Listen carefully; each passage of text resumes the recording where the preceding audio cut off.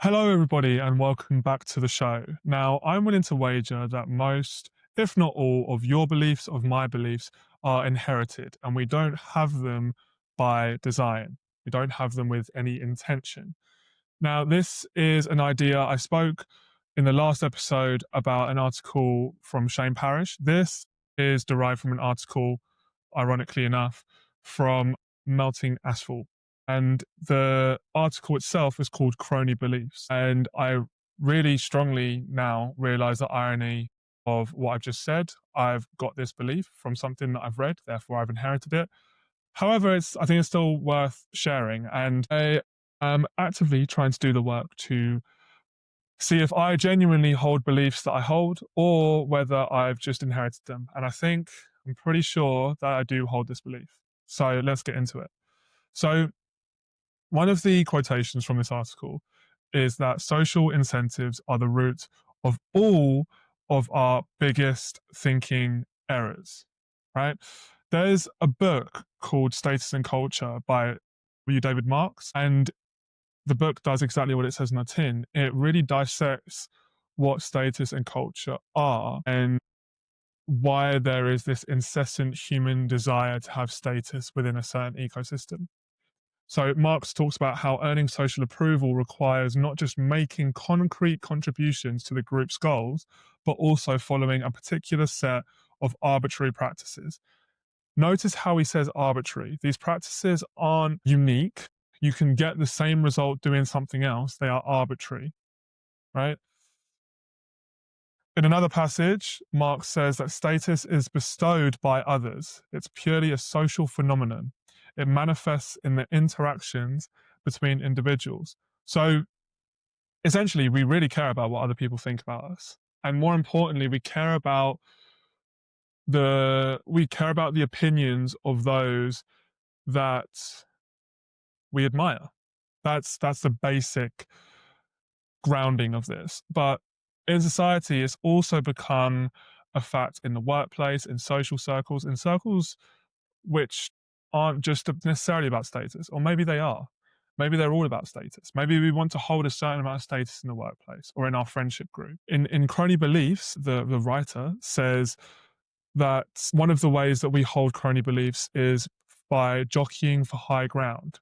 This might mean the moral high ground or some kind of social high ground. The social high ground is like me saying London has a lot more culture than Manchester, for example. I don't necessarily think that, having lived in both places. The writer goes on. Everywhere we turn, we face pressure to adopt crony beliefs. At work, we're rewarded for believing good things about the company. At church, we earn trust in exchange for faith, while facing severe sanctions for heresy. In politics, our allies support us when we toe the party line and withdraw support when we refuse. Right? So a lot of the benefits of status, of culture, of being within a group that we receive are conditional on us behaving in a way that's accepted within that group. The same is true when it comes to national identity, to citizenship. A lot was written after the 2020 European Championships about English identity, for example. Won't go into that right now, but one thing that I really want to put across is that a lot of the requirements to be within a group are arbitrary. A lot of different things can achieve the same result, but that group is very specific in this one thing. If you support a certain football team, you go to a certain pub, for example, or you go to the pub full stop. If you're a big fan of a football team, you go to a pub. It can't be that you do anything else. It's very exclusive. It's very by the book. W. David Marks also quotes Bruce Hood. And Bruce Hood says, we dislike individuals from outside our social group more if they mimic us. Marx concludes that the unwanted imitation of low status outsiders makes us conscious of our own internalized conventions, and as a result, we may move on to less polluted alternatives. We're aware that these things are random. We're aware that we've internalized conventions. So when other people mimic it, we get annoyed because we're projecting onto these people. It's the ultimate shot to anyone who's ever said that something has become too rinsed, in inverted commas. For anyone who doesn't know, if something's rinsed, it means that it's become too popular. It's not cool anymore. Anyone who says that, and I've used this word a lot, anyone who says that is essentially just saying, like, my conventions, my internalized conventions have been exposed to me, right? And this is the issue because they're all conventions that we've internalized, but we haven't done the work required to internalize it. In a way, it's almost just seeped in via osmosis. In the last show, I spoke about the work required to have an opinion. And I don't think this is any different. I think there is a certain amount of work that we owe ourselves to hold a belief. We should put our beliefs through the ringer. We should put our beliefs through the ringer because it determines who it is that we are. And if we don't put them through the ringer, it means that we are just floating in the wind. We're floating around and we're just adhering to whatever it is that we think is going to get us high status. We're not acting with any intention. There's a book called The Courage to Be Disliked, and it's a very popular book, and I think it's well worth reading. And in it, I mean, it does what it says in the tin. It talks about how being disliked is an indication that we are free. And if we're not disliked, then we're probably not free. There's also a tweet that I read ages ago, and the person who wrote it is at Ivy Annie. I hope I'm saying that right. And Ivy Annie says, if you can't say free Palestine or speak out on any injustices against humanity across the world or at home without fear of losing a job, an opportunity, a connection, a title, a platform, then you're not free either, and that's the point. Now, you can substitute free Palestine for anything there. If you can't withdraw from attending the pub with your mates without fearing losing those mates as friends, then that's not a kind of freedom. And don't get me wrong, I'm not saying that we should just be able to be entitled and bend the world to our will and do whatever it is that we want to do and just expect everyone to fall in line around us. I'm not saying that. There is a certain amount of work required to also maintain relationships, maintain friendships, and maintain community. But if we can't do those things intentionally and we feel like we have to do those things rather than that we want to do those things, then are we actually free? And this is where the idea of freedom and acceptance seem to be slightly on opposite ends of the spectrum, potentially. Will and Ariel Durant wrote a book called The Lessons of History. It's an excellent book. It, again, does what it says on the tin and goes through the past, goes through history, and gleans insights from pretty much all of history. They go back really far and gleans trends and very specifically human trends. What can we learn about ourselves that have been consistent? What is it? What are the difficulties that we face on a day in, day out basis that we probably don't need to face because our ancestors have already faced them and we don't need to face them if we just listen to what they've said. And in the lessons of history, Will and Ariel Durant say, it is not the race that makes the civilization, it is the civilization that makes the people. Circumstances, geographical, economic, and political create a culture, and the culture creates a human type. So this is reversing what the Courage to Be Disliked is saying. The Courage to Be Disliked is saying, let's be our own individual people, our own unique people. But the lessons of history is saying that it's a fool's errand because the civilization makes the people. We are a product of our environment rather than the other way around. But I think it's cyclical. I think both things can exist in tandem. I think as much as the civilization makes the people, i.e., we are the product of our surroundings. I think we can be intentional with who we surround ourselves with and what we surround ourselves with. In those moments where we're just on our own, or the moments that we take on our own by ourselves. And then when we intentionally change our circumstances, when we, to use Will and Ariel Durant's language, when we change our civilization, what's around us, then we then become that, and it's intentional. It's the whole your network is your net worth thing.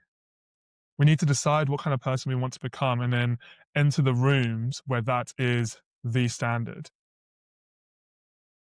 right? I wanted to be a designer. If I'm not putting myself into rooms with other designers, then I'm fighting an uphill battle. It's very difficult. And my status in the room that I was in before I was in those design rooms would be comparatively low because I'm not doing the same thing, because I'm not living by the rules of being in that room. It's a crude example, but I think it works.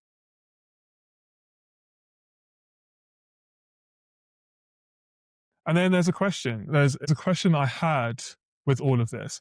Will and Ariel Durant talk about the kind of death of God in the past, speaking about how, with enlightenment thinking and with science, how the idea of God kind of waned to some degree. And in The Courage to Be Disliked, there's a passage that says, if one were recognized by God, maybe one didn't need recognition from others, but that era ended a long time ago. Echoing Will and Ariel Durant's point that the era of being recognized from God ended a while ago. So now we seek recognition from others. We desire this recognition. And then I would argue, what about recognition of and from ourselves, which is more aligned with the GOAT, Eckhart Tolle. In A New Earth, Tolle says, what kind of things you identify with will vary from person to person, according to age, gender, income, social class, fashion, the surrounding culture, and so on. The surrounding culture, I want to highlight that. So Eckhart Tolle is identifying exactly what we've been talking about. A lot of beliefs, a lot of our identity, a lot of these crony beliefs are dictated by what surrounds us. He goes on, what you identify with is all to do with content, whereas the unconscious compulsion to identify is structural. It is one of the most basic ways in which the egoic mind operates. The egoic mind. The egoic mind is the one that's always seeking, is the one that seeks pleasure, is the one that seeks comfort.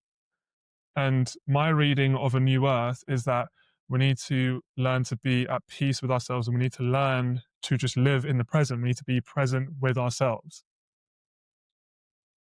One of the ideas, one of the definitions of enlightenment is exactly this. It's when you don't seek, it's when you don't desire. It's the absence of desire.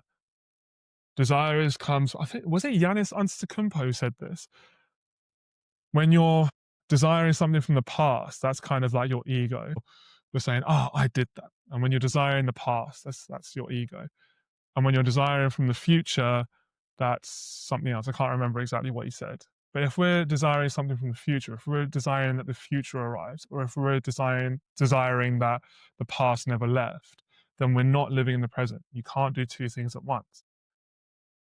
And peace and happiness all exists in the present. And it all exists within us. So rather than seeking approval from others as a substitution for seeking approval from God, why don't we try to seek approval from ourselves? Why don't we have the courage to be disliked from other people? And then maybe we'll gain the courage from that to enter rooms where actually being liked by people in that room is natural and authentic to us. I think that's the real question. I reckoned with this very recently, how a lot of the ideas, a lot of the beliefs that I held and that were part of my personality were unconscious, subconscious. They weren't intentional. And it just takes a bit of switching the mind on to get to a point where we can say, actually, that's not something that I actually do believe. That's not something that I have within me. That's not something that's come from me or my experience or my truth. And when we can identify with what actually does come from us and our truth, then it becomes easier to have whatever you want to call it, authentic beliefs rather than crony beliefs. And then to take this to its logical conclusion, that's when we're free, right? Because the culture or the people, the groups that we left in the past, that we left in order to not hold those beliefs, because holding these beliefs that we don't have or holding these beliefs that we don't really believe in are a prerequisite to being in within the social groups that we're in right now. So in order to relieve ourselves of those beliefs, there is going to be some degree of relieving ourselves from those social groups as well, which could lead to whatever, abandonment from people or from an area or whatever it might be, from a social group, from a community. But we also need to have the faith that we are moving into a social group or a community that's better suited to us and what our own truth is. And that doesn't mean that we should be belittling or in any other way shitting on any other social group, but it's fine if it's just not for us. And while I'm saying all of this might sound like a very strong belief, but I'm just throwing things out there. I've got my Readwise up, and these are all ideas that I've read that all kind of come together. So this is a relatively strong belief, but very loosely held. I would love to hear what you think about it, dear listener. If you think anything at all, do you agree? Do you disagree? Have you been through this yourself? Are you yet to go through this yourself? I'm really interested to hear what people have to say about this, if anything at all. But I do think that there is something to be said for if you feel like you have to behave a certain way or you should behave a certain way, even if you don't want to, then that is an indication that we aren't free. And there are some things that we put up with. You know, society still needs to function. You know, I'm not talking about anarchy here. You still need to pay to get on the tube, for example. You can't just say, well, I'm not doing it because this is what freedom is. I think there is a level of freedom that we need to give up in order to live in society and be members of society. That's a prerequisite. But I think that it's been taken, I think in a lot of cases, it's taken a little bit too far when it comes to the way we dress, the kind of music that we listen to, the elements of culture that we consume and subscribe to. And it's just about wondering, is this actually something that I subscribe to, or am I just doing it? And that's the question that I will leave you all with. If you think that someone would enjoy this episode of By Design, then please share it with them. But thank you very, very much for listening. If you're not subscribed, if you're not following already, please do. I'm on YouTube, Spotify, and Apple Podcasts. I'm also across TikTok and Instagram and all the social medias. There are far too many now. But I really appreciate you for listening, and I will see you on the next one.